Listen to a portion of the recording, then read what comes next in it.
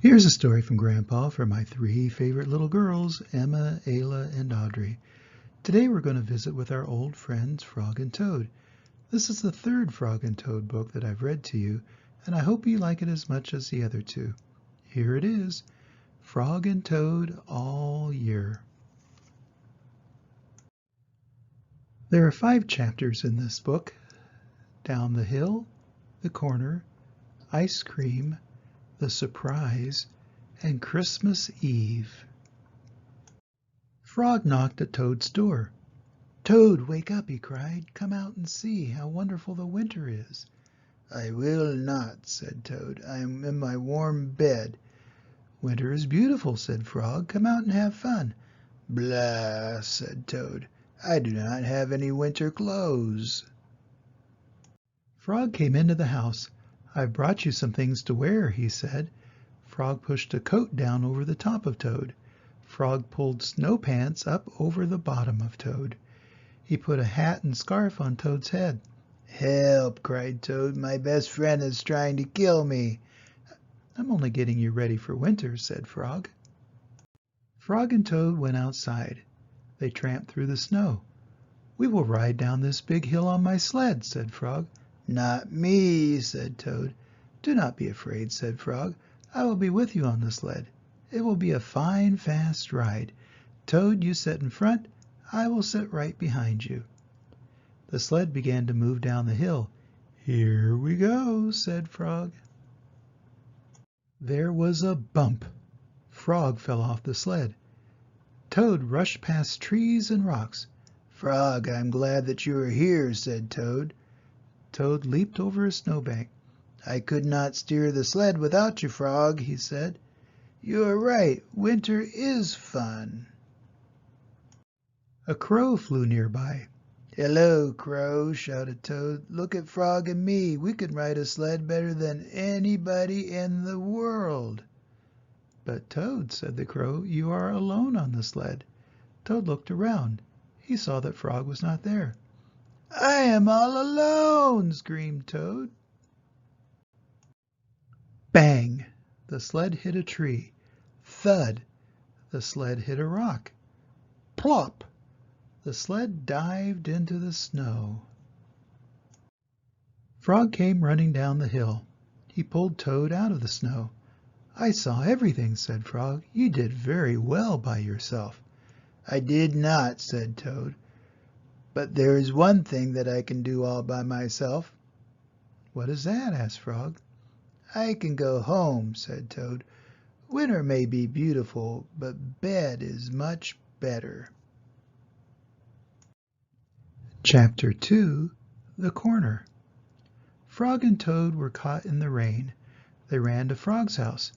"I am all wet," said Toad. "The day is spoiled." "Have some tea and cake," said Frog. "The rain will stop. If you stand near the stove, your clothes will soon be dry." "I will tell you a story while we are waiting," said Frog. "Oh, good," said Toad. "When I was small, not much bigger than a pollywog," said Frog, "my father said to me, 'Son, this is a cold gray day, but spring is just around the corner.' I wanted spring to come. I went out to find that corner. I walked down a path in the woods until I came to a corner. I went around the corner to see if spring was on the other side." "And was it?" asked Toad. "No," said Frog. "There was only a pine tree, 3 pebbles, and some dry grass. I walked in the meadow. Soon I came to another corner. I went around the corner to see if spring was there." "Did you find it?" asked Toad. "No," said Frog. "There was only an old worm asleep on a tree stump." I walked along the river until I came to another corner. I went around the corner to look for spring." "Was it there?" asked Toad. "No," said Frog. "There was only some wet mud and a lizard who was chasing his tail." "You must have been tired," said Toad. "I was tired," said Frog, "and it started to rain." I went back home. When I got there," said Frog, "I found another corner. It was the corner of my house." "Did you go around it?" asked Toad. "I went around that corner too," said Frog. "What did you see?" asked Toad. I saw the sun coming out, said Frog. I saw birds sitting and singing in a tree. I saw my mother and father working in their garden. I saw flowers in the garden. You found it, cried Toad. Yes, said Frog. I was very happy. I'd found the corner that spring was just around. Look, Frog, said Toad, you were right. The rain has stopped. Frog and Toad hurried outside. They ran around the corner of Frog's house to make sure that spring had come again. Chapter 3, Ice Cream. One hot summer day, Frog and Toad sat by the pond. I wish we had some sweet cold ice cream, said Frog. What a good idea, said Toad. Wait right here, Frog. I will be back soon. Toad went to the store. He bought 2 big ice cream cones. Toad licked one of the cones. Frog likes chocolate best, said Toad, and so do I. Toad walked along the path. A large, soft drop of chocolate ice cream slipped down his arm. This ice cream is melting in the sun, said Toad. Toad walked faster. Many drops of melting ice cream flew through the air. They fell down on Toad's head. I must hurry back to Frog, he cried. More and more of the ice cream was melting. It dripped down on Toad's jacket. It splattered on his pants and on his feet. Where is the path? Cried Toad. I cannot see. Frog sat by the pond waiting for Toad. A mouse ran by. I just saw something awful, cried the mouse. It was big and brown. Something covered with sticks and leaves is moving this way, cried a squirrel. Here comes the thing with horns, shouted a rabbit. Run for your life. What can it be? Asked Frog. Frog hid behind a rock. He saw the thing coming. It was big and brown. It was covered with sticks and leaves. It had 2 horns. Frog, cried the thing, where are you? Good heavens, said Frog, that thing is Toad. Toad fell into the pond. He sank to the bottom and came up again.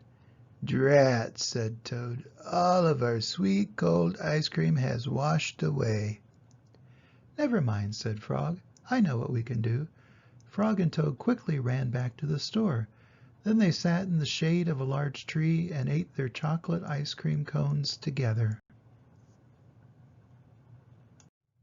Chapter 4, The Surprise. It was October. The leaves had fallen off the trees. They were lying on the ground. I will go to Toad's house, said Frog. I will rake all of the leaves that have fallen on his lawn. Toad will be surprised. Frog took a rake out of the garden shed. Toad looked out of his window. These messy leaves have covered everything, said Toad. He took a rake out of the closet. I will run over to Frog's house. I will rake all of his leaves. Frog will be very pleased. Frog ran through the woods so that Toad would not see him. Toad ran through the high grass so that Frog would not see him. Frog came to Toad's house. He looked in the window. Good, said Frog, Toad is out. He will never know who raked his leaves. Toad got to Frog's house. He looked in the window. Good, said Toad, Frog is not home. He will never guess who raked his leaves. Frog worked hard. He raked the leaves into a pile. Soon Toad's lawn was clean. Frog picked up his rake and started home. Toad pushed and pulled on the rake. He raked the leaves into a pile. Soon there was not a single leaf in Frog's front yard. Toad took his rake and started home. A wind came. It blew across the land. The pile of leaves that Frog had raked for Toad blew everywhere. The pile of leaves that Toad had raked for Frog blew everywhere. When Frog got home, he said, "Tomorrow I will have to clean up the leaves that are all over my own yard." How surprised Toad must be. When Toad got home, he said, "Tomorrow I will get to work and rake all of my own leaves." How surprised Frog must be. That night Frog and Toad were both happy when they each turned out the light and went to bed. Chapter 5, Christmas Eve. On Christmas Eve, Toad cooked a big dinner. He decorated the tree. "Frog is late," said Toad. Toad looked at his clock. He remembered that it was broken. The hands of the clock did not move. Toad opened the front door. He looked out into the night. Frog was not there. "I am worried," said Toad. "What if something terrible has happened?" said Toad. "What if Frog has fallen into a deep hole and cannot get out? I will never see him again." Toad opened the door once more. Frog was not on the path. "What if Frog is lost in the woods?" said Toad. "What if he is cold and wet and hungry? What if Frog is being chased by a big animal with many sharp teeth? What if he is being eaten up?" cried Toad. "My friend and I will never have another Christmas together." Toad found some rope in the cellar. "I will pull Frog out of the hole with this," said Toad. Toad found a lantern in the attic. "Frog will see this light. I will show him the way out of the woods," said Toad. Toad found a frying pan in the kitchen. "I will hit that big animal with this," said Toad. "All of his teeth will fall out." "Frog, do not worry," cried Toad. "I am coming to help you." Toad ran out of his house. There was Frog. "Hello, Toad," he said. "I am very sorry to be late. I was wrapping your present." "You're not at the bottom of a hole?" said Toad. "No," said Frog. "You are not lost in the woods?" asked Toad. "No," said Frog. "You are not being eaten by a big animal?" asked Toad. "No," said Frog, "not at all." "Oh, Frog," said Toad, "I am so glad to be spending Christmas with you." Toad opened his present from Frog. It was a beautiful new clock. The two friends sat by the fire. The hands of the clock moved to show the hours of a merry Christmas Eve. And that's the end of the story. Frog and Toad do a good job of looking out for each other, don't you think?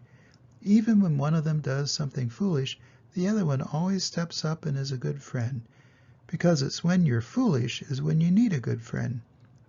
Always remember that Grandpa loves you, and I hope to see you soon. Bye-bye.